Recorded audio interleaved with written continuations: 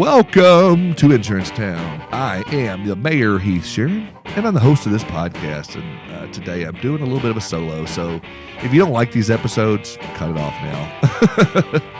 Because I don't have a guest today. It's just me, myself, and I, and you. And so, but I feel that, from the emails and the ways you reach out, whether it's LinkedIn, phone calls, text messages, emails. I love it. So I don't feel like I'm solo here. I feel like I'm hanging out with you. But and my sponsors, I love hanging out with them, and I could feel their presence on this show. Smart Choice is the fastest growing agency network, hands down. They've got MGAs that work with them. They're just the whole package, guys. SmartChoiceAgents.com. Also, my good friends at Canopy Connect. Go to usecanopy.com/Heath and see why they are so crucial to the intake, to the prospecting, to the onboarding experience of your clients. And if that's something you're looking to improve in 2025, start looking now.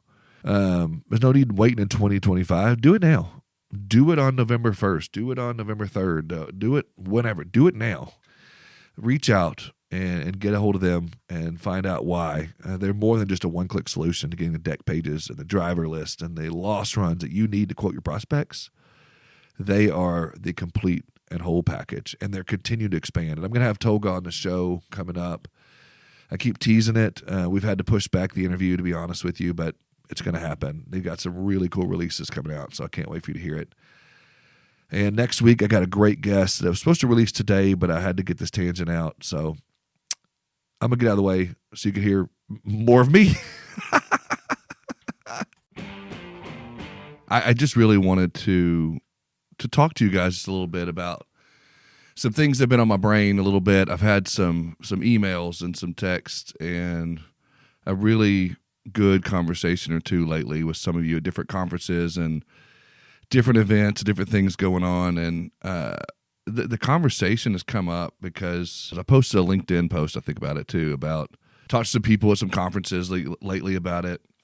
And, one of the things that kept coming up from people was, talking about burnout and talking about how it's tough because, they've busted their ass so long, or they've done this, or, they've, really hit this, but then now they're at this part where it's like, don't get the holiday excuse or the end of the year excuse of like, oh, it's holidays. Nobody wants to see a sales rep, or nobody wants to talk to me right now. It's holiday season, or whatever it might be. And I had some reaction to that and people talking to me about it. And, it's one of those things that it's really on my heart and on my brain to talk to you about because I experience it quite a bit because I'm one of these people, and maybe you're like this too. I'm one of these people, I have a really hard time with saying no. Whether it's church, whether it's work, whether it's, my wife and kids, whether it's community involved, whatever it might be, I just have a hard time, and I say no and I overcommit a lot. And then I find myself, chasing my own butt, trying to please everyone and trying to achieve all of those things that I want to do. And it's a tough thing, and it causes some burnout. And, I'm not saying I don't fall victim to it because I do a lot. But I have found some ways within my own life to counteract that. And I've had to make some tough decisions in my life lately. And over the last couple of years, it's really helped me. And a lot of it was, encouraged by some really close friends of mine, and including my wife, to be like, if you don't, you're going to end up being in a really bad spot. And I got to one of those places not too long ago.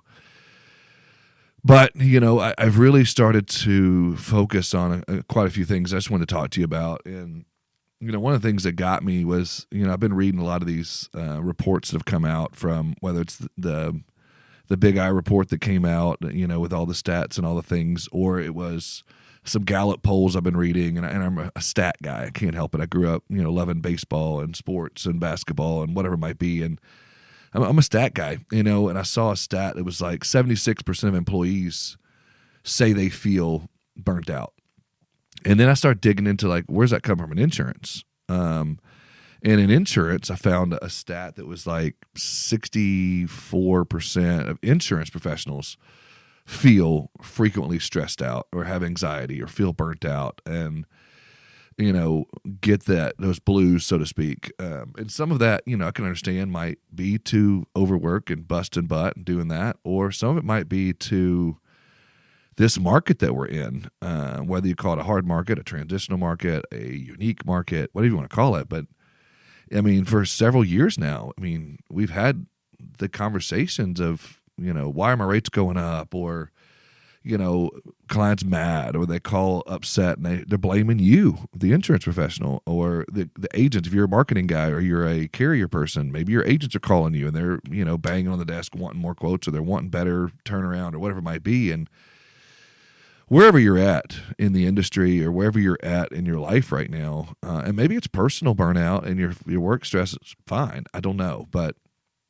I just really felt compelled to do this. And so, I was talking about stats, and then I'll move on to some of my own thoughts real quick. And I'll make this a quick one. That I'm trying to remember the exact quote, but it was something to the effect of, in high stress fields, similar to insurance, 60% feel like burnout is what happens when you try to avoid being human for too long. And it was a cool quote that I saw, and I liked it a lot. That burnout happens when you try to be a robot, or try to be perfect, or try to be inhuman, or whatever it might be. And I could resonate with that, because a lot of times, my kids, my wife, my family, they'll be like, or, you're not Superman. You can't do it all. And we all want to. We want to be involved in the community. We want to write a lot of business. We want to be involved at home with our families. We want to write a lot of business. We want to prospect. We want to be a good employee. We want to be a good spouse, a good husband, a good father, a good wife, a good mother, whatever it might be. And we push so many levers that, eventually your body will just quit or give out, or your mind will just shut down. And so I was just really taken by that. I really thought that was a good quote, because, I find that to be true in my own life. And so I'm sure it does in some of yours that's listening. And I know I've talked to a lot of you at conferences that have brought this up. And so I just think that there's several things that I've found within my own life that have helped me. And the number one thing, and most of you have listened to this show for a long enough time, or if you're new to the show, first of all, welcome. Glad you're here. I have a huge passion for what I do. I have a huge passion for insurance. And really, I've found in my own life, in 20 plus years in the industry, I find I'm happiest. I'm feeling less burnout, less stress, less anxiety when I'm focusing on my passion and on my love for whatever it is I might be doing, whether it's podcasting, whether it's church-related stuff, whether it's insurance, whether it's family stuff, whether it's whatever it might be. When I'm focusing on those things and doing what, makes me happy, what's making me passionate, and focus on those things, I find myself in a better spot. And I know some of you might be thinking, well, you can't always do this. Sometimes you have to do, adulting is hard. You have to do adult things. I get that. I'm not saying to abandon those things. But I guess what I'm getting into is, and I had this conversation with one of my closest friends in the industry recently, and, this person was feeling this sense of like, I've been at this so long. I'm so worn out. I'm so tired. How do you find that next gear? Like, you're always happy. You're always going. You're always, here, there, and everywhere. I see the plane photos, or I see you at conferences, or I see you on podcasts. I see you doing webinars. How? What do I do? I'm at this place. And I was like, well, first of all, we broke down what this person was doing every day, and we got into some of that, and, found out a lot of the tasks and the things that she was doing every day were just that. They were just tasks, and so I was just like, hey, you got to figure out within what you do on a day-to-day basis, where's the passion in that? Where's the love in that? What are you drawn to right now? And I would ask you the same thing, the listener, like, what are you drawn to right now? If it, within your business, within your life, right now, for me personally, I'm gonna be real personal with you. Right now, I'm drawn, number one, to pouring into my family as much as I can. And sometimes I have to rearrange my schedule to make sure I do that. I'm pushing my son right now. He wants to play college basketball, and I'm pushing him hard We're in the gym every morning. We're getting up shots after school. We're doing things with him. I'm pushing him as hard as I can. I'm wanting to spend as much time with my other two, my daughters, who just right now, my youngest, knock on wood and praise the Lord, she actually wants to spend time with me. And so I'm trying to figure out how we do that. And, we both share a passion and a love for cooking. And so she loves to bake cookies and bake cakes and pies and do the whole thing. So I'm doing everything I can to, when we have free time, we have even 30 minutes, an hour, whatever it might be, let's throw some cookies in the oven. Let's do something. Let's put together this. Let's try some experimented, recipes. Let's look on YouTube and find something. Or she'll come to me and say, hey, I saw this recipe, or I thought about this the other day. Again, it's October right now, and it was we were watching Harry Potter or whatever, and she was like, let's make that cake. And if you're a Harry Potter fan, it's the cake in the first episode for his birthday that Hagrid brings him, and it's got the pink icing, and it's spelled wrong with happy birthday Harry. And she wanted to make it. And so we stopped, and we did that, and we made the cake, and the strawberry, I think it was strawberry jelly in the middle, and it was the pink icing, and it was misspelled, and the whole thing, but it was something we want to do together. So I'm trying to find little things like that. I want to push my middle daughter into what she's into. She's into cheer, and so she's into golf, and she's into choir, and she's into, doing all this things. So I want to do what I can to support her in that and take her on the golf course and to do that. Or I want to, listen to her sing, whether it's at church or in the car or in the shower, or just, encourage her to do that, and, we love having music around our house. So, I'll encourage her to sing out and do those kind of things just because it's a passion of hers and it's a passion of mine. And so why not do that? So again, personally, that's a big one of mine. But, as far as work goes, I enjoy right now doing content and creating content and editing videos, which I've never been, for the first 3 or 4 years of this podcast. I didn't do my own editing. I didn't do my own things like that. If I did it, it was crappy because I wasn't passionate about it. But I found a recent passion in that. Thanks to my buddy and former guest of the show, Chad Skinner, he's taught me a lot. And it's cool to learn from an 11-time Emmy award-winning camera guy and video guy and effects guy and whatnot. And so to be able to learn from him, it's given me a huge passion for that, and for the microphones and for the setups and for the the lights that I've got over here and just the whole thing. It's something that I'm passionate about right now. So I'm drawn to it. So I'm going to do those things, and I'm going to get to that place. And, for some of you right now, let's say you're on the agency side, maybe, your passion is, prospecting. Let's say you're a producer, your passion's prospecting. Maybe you spend an extra hour a week or hour a day or whatever it might be going to prospect, whether it's on the phone or whether it's out in person, whether it might be, spend that time doing that. If it's working on renewals, if it's creating content to bring in prospects or funnels to build the funnels, whatever it might be, find those things and do that. Find your passion, whatever that is. And if you're focusing on that and the things that you love, then I think that it's going to help you to be more passionate. And if you're one of those people that you're telling me right now and you're listening to this, there's nothing within my job or my work that I'm passionate about, then figure out that why outside of that. Instead of living to work and spending 24 hours a day working, maybe you flip that around and you work to live. And so your passion now is fueling, you work today, bust your butt today so that you can spend time on your passion. So you can spend time, whether that's crafting or whether that's sports or whether that's golf or whether that's cooking or grilling or smoking meat or whatever that passion might be. And maybe it's your passion is to sit on the couch and watch movies or Netflix or whatever it might be. Okay, then your why every day at work is to feed that passion. I'm going to get them and bust it today and work my hardest today to earn that paycheck today so that I can go home and do those things. So I could fuel my passion and do those. It's a soapbox that I could sit on for a while, but I won't bore you with it. I've already been going 13 or 14 minutes on this. So, I would just do that. You've heard this 1,000 times, and Simon Sinek Simon Sinek said something about it. You've heard other podcasters about it. You've heard other books and read other books, whatever. But it really does come back to finding out what that why is. I say passion, you say why, whatever it might be. Figure out what that is. If that why is feeding some passion outside of work, do it for that. If that why is to build your book of business, that's fine. As I was talking to Caleb the other day on the podcast, go back to that episode if you want to.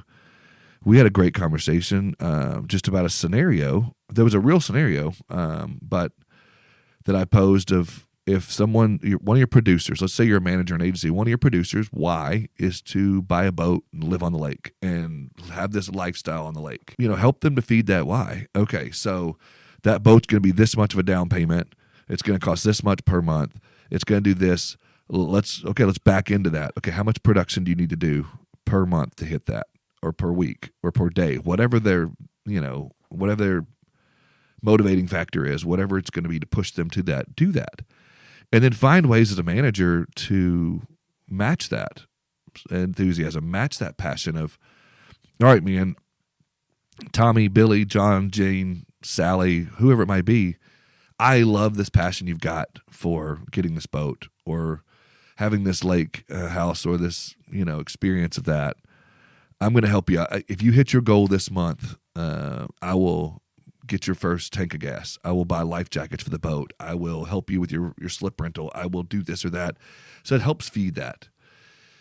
I think it's going to help you with some of that burnout.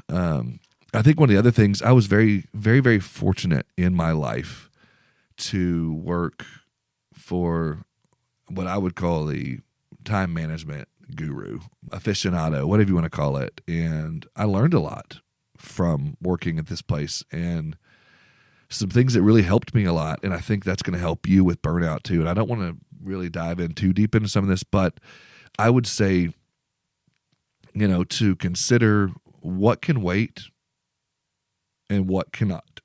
If we come up to these last 2 months of the year in November and December, and you might be thinking, man, I don't have that in me, that last push.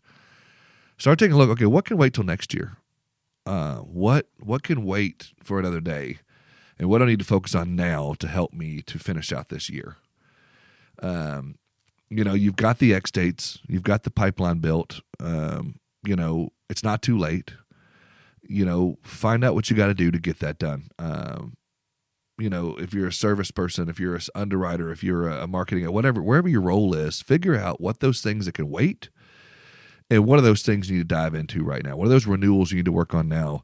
What are those certificates you got to get out now that can't wait? What are some processes and some things you got to work on now that takes precedence over some of those other things that can wait?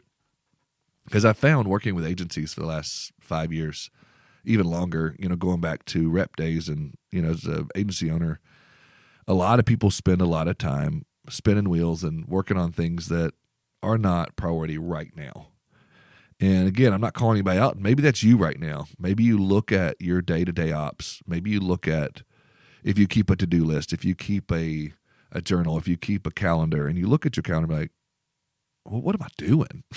You might be able to see that list and see some things on there like, is this really important today, working right now to do that? And maybe you're like me and you have those squirrel moments and you rabbit trail down these holes and you get there. Maybe if you recognize you're doing that, be like, okay, I got to stop, put this on pause and move on. One of the things that I've found doing for me that's helped, and this was by accident a few years ago, and it's really creeped up to help me a lot in the last month and a half or two. I will put a 1 hour timer on my phone every single morning as soon as I get in the office. And I'll just hit it. And then, every hour when that goes off, it just helps me to stay focused on, it may not work for everybody. I'm not saying it's the magic bullet, but for me it was. Because if I do find myself rabbit trailing off onto something else, or I'm in some hole of, the internet focused on this, or maybe I've spent too much time working on this project or that, then that triggers. I'm like, oh, it's already been an hour. What am I doing? It's 10 o'clock. I got, 3 or 4 hours. I need to really focus on something else, and I can come back to that. But just helping me not to get lost, because beforehand, I would have found myself looking up, and from that 10 o'clock, and then it might have been lunchtime already. I'm like, man, what did I do the last 2 hours? And it may have been in my mind at the time, like, oh, this was good stuff I need to work on. But then when I think back, I was like, man, I really spent too much time rabbit trailing on this one thing. And I'll just put a pin in it. Either come back to it, or I'll put a note in my phone of like, really got deep into this, and I'll come back to it later when I have some time. But also it helps me to time block a little bit. That's my own version of time blocking. And maybe it's not time blocking in the sense of I'm going to spend this 1 hour working on this task, and if I don't get it done, then I'm going to move on. I find myself time blocking in the sense of just keeping my eye on the time and then working on projects. And so what I'll do is, instead of having like old Heath of 16 projects going at once, I try. I'm not good at it all the time, but I try to focus on one project at a time. And so if I'm editing videos one day, I may come in the morning at 8 o'clock and I'll start editing videos and podcasts and whatnot for an hour. And if that hour buzzer goes off and I'm still right in the middle of a project, then I might decide, okay, do I need to finish? Do I need to work from 9 to 10 on this as well? Or do I need to stop now and take what I've got and then put a pin in it and come back to it later when I have some more downtime? I just have to make that decision. Or if I'm working on writing an article for myself or for Rough Notes or for Vertifor or whatever, and that hour buzzer goes off and I'm still working on it, do I need to finish that or can I come back to it? It all depends. And then, maybe you're working on a list of renewals, or maybe you're working on one particular renewal, or maybe you're working on some prospecting or some certificates or some endorsements or whatever it might be. Figure out if that's going to be something that, if you can be disciplined enough, then get it done in an hour and then move on. Or decide, do I continue? I just think that time block, whatever that looks like for you, it doesn't have to be cookie cutter the certain way. But figure out something that works for you so you can keep yourself on task. And for me, as a squirrel guy, I have to do that. If not, I will literally spend hours on one little thing. Hell, the other day, I was listening to one of my favorite podcasts. It's called Smartless. A little plug there. If you've ever listened to it, it's a great one. But they were interviewing Carrie Russell. I don't know if you know who Carrie Russell is. Diplomat, great show on Netflix. She was in Felicity. She was in a bunch of other things. And they were mentioning a show that she was on with Will Arnett. I think it was called Running Wild. And I found myself on IMDb looking at that show. And then I started digging into her career. And then I started digging, she's married to Matthew Rhys? Really? So then I started delving into him. And then I rabbit trailed into his movies. And I was like, where have I seen him before? And then I was like, oh, it was this show. And then I started digging into that even deeper. And I think it was called Brothers and Sisters maybe. And next thing I knew, an hour had gone by and I was doing completely ridiculous stuff. And maybe you're like that. Just pulling a curtain back. That's me. And I'll find myself doing that. Or I'll dig into a recipe and I'm like, oh, they use that in this. What is that? What's other alternatives to that? And what can I do there? And can I change this a little bit? And I'll find myself rabbit trailing on a certain ingredient and what a good replacement for that is and how I can do that and transform that recipe to make it gluten-free. And if I don't watch it, I could do that. And if you resonate with that, please shoot me an email, find me on LinkedIn, Heath at insurancetownpodcast.com, and let me know, hey, you do the same thing so I don't feel so alone. I love hearing from you guys. So again, I do read all your emails. I do try to respond as quickly as possible. And so this burnout thing's been really something that's bothered me. So again, I got off on a rabbit trail there on time blocking, but I do think you should do that. And find that reason for your for that time block, whatever it might be, and stick to that as much as you can. And then another one I found for myself is to celebrate the little victories within yourself. And I know it's hard for some of you, especially the humble ones. And there's truly is a lot of you that have humility and that have a hard time with accepting compliments or giving yourself a break. But I think you have to. And I've always said, no one's harder on myself than me. And a lot of you are like that. And maybe some of you resonate with that. And you have this perfectionism bug in you. You have this, mentality of like work to make sure you hit these goals. And you beat yourself up when you don't. or you don't do things, but I would find little small victories and celebrate those. If it's a production thing, maybe you find some little wins in there, and you celebrate those. Give yourself a moment to live in that.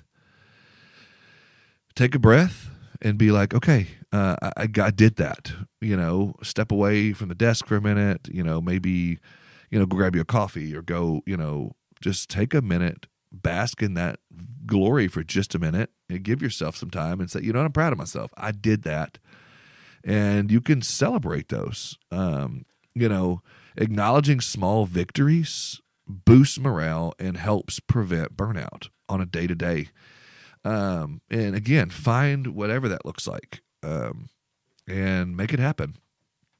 And maybe you can set yourself some small goals that you can achieve so you can have some victories along the way. Instead of setting every goal to be a big, hairy, audacious goal, or BHAG, as some people call it, or setting these big lofty goals of I'm going to write 1 million in production every quarter or every month or whatever. Whatever the loftiest goal is for you, don't do that to yourself. You can have those. Those are great to have, but you also need to surround it with some smaller wins and give yourself time to celebrate those. If not, if you don't feel comfortable celebrating those yourself, then fill other people in on those. Say, hey, maybe it's a coworker, maybe it's a best friend, maybe it's a a coworker. Again, I already said that. Sorry. Maybe it's your wife or your kids. Somebody, let them know, hey, I'm setting some little goals for myself, and they can help you celebrate those with you. And maybe they'll check in with you every so often. Hey, did you hit that goal? How'd you do on this goal or that goal? And when you tell them, oh, I hit it, and but did you celebrate? And maybe you tell them no, and then they celebrate with you, and they say, hey, let's take a minute, let's go have a drink, let's go celebrate with a cigar, let's go to do something, whatever it is to celebrate. I don't care. Maybe you go have a coffee, a Coke, and just step away from the desk a minute. Whatever it is, let somebody else know what those goals are so they can help you. And on that same note, with talking to other people about things, let me sidetrack for just a moment, and then I'm going to wrap this thing up here in a minute. But I would also say, while we're on this notion of that, celebrating wins, but also recognize when you're in that funk, when you're in those holes, when you're in that depression or that anxiety state, and talk to people about it. And maybe you tell Sally or Timmy or John or Heath or whoever and say, hey, I'm really struggling today. Or let people know what those signs are so they can see it in you, and they might be able to pull you aside. And I don't know how many times I've had that happen, whether it's my wife or my friends or coworkers, like, man, you look tired, Heath. You look worn out. And a lot of times when I hear that, I'm like, oh, it's a trigger. I'm like, okay. It's not them about telling me that I look like shit. It's not about them making me feel bad. It's just telling me, bro, you got to step away for a minute, because I'm one of these that if I'm not careful, I could fall back into that mentality of live to work instead of work to live. And so if nothing else, check yourself on that and just be like, am I one of these that would live to work or work to live? And so if you're one of those and burnout's something you experience a lot, talk to somebody about it. And I know that sounds cheesy, but mental health is a big deal. Awareness is even bigger. And so if you find someone you trust, someone you can talk to about it, and just check in with them and just say, hey, man, I'm feeling it today. I'm struggling, or I'm on the verge of pulling my hair out, or I'm on the verge of burnout. Let somebody know, or tell them, hey, if you see me doing this, or if you see bags under my eyes like I frequently have, if you see those kind of things, come to me, let me know. And I'm telling you right now, if you see a video of me, or you see me in person, or if you know me personally and you see these, I carry a lot of luggage, man. If you see these bags under my eyes, if you see I'm just looking tired, or I haven't, I don't know, if my energy seems down, because I'm generally a pretty high energy guy, say something. And if you don't know me, shoot me a message. Man, you didn't seem to have that energy in that last video, or man, your eyes just look tired, man. You need to do something. Say something to me, man. And that way, or whatever. I just think that it would help me a lot. And I'll do the same with you. If you need to, I'll be your accountability guy. Let me know. But I just think you have to make people aware of that, and make them aware of not only help you celebrate your wins, but also recognize when you're having that time. So in wrap up, and again, I can't believe it's already been like 30 minutes, but where did I go from the very beginning? Oh, find out your passion. Find what makes you happy. Find, something that, that gets you up out of bed at day, at night, in the mornings, whatever you want to call it, to get to work. Whether it's to work to live or to live to work, find whatever that is. Whether it's to help you at work and to achieve those goals there, or to spend more time at home or feeding your passion. I was talking to somebody the other day that has a huge passion for pickleball now and wants to enter tournaments and wants to do this. And I didn't know you could make some money off some of these tournaments. But this guy was telling me about it, and I was like, okay, well then let's find a way, like bust it so you can find ways to spend more time doing that and buying the equipment. Those paddles can get expensive, and those little balls or whatever, they just get expensive. And that's an expensive hobby to get into sometimes. And so is golf and some of the other things you might be into. But let that be your passion filler. Let that be what fuels your passion. I don't know what I'm trying to say, but you get it.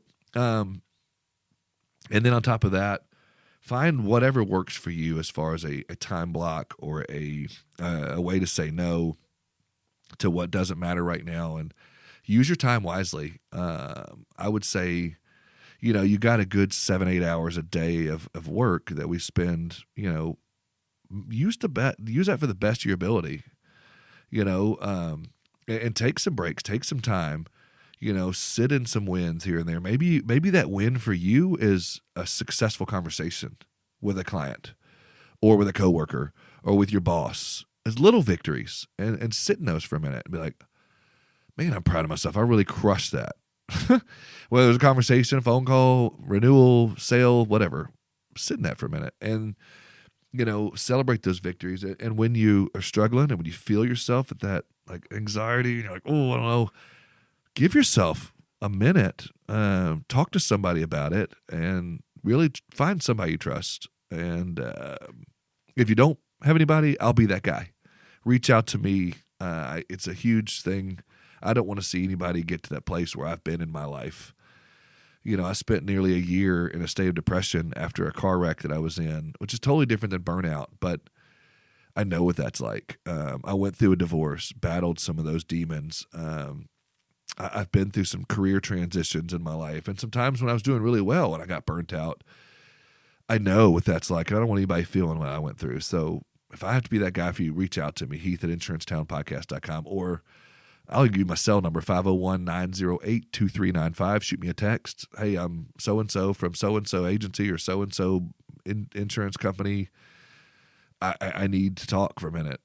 I'll find the time and I'll make it happen. Because again, my passion is you. My passion is insurance. My passion is getting people to that next level in their career or helping them to achieve their why or whatever it might be. So help me, help you, help me.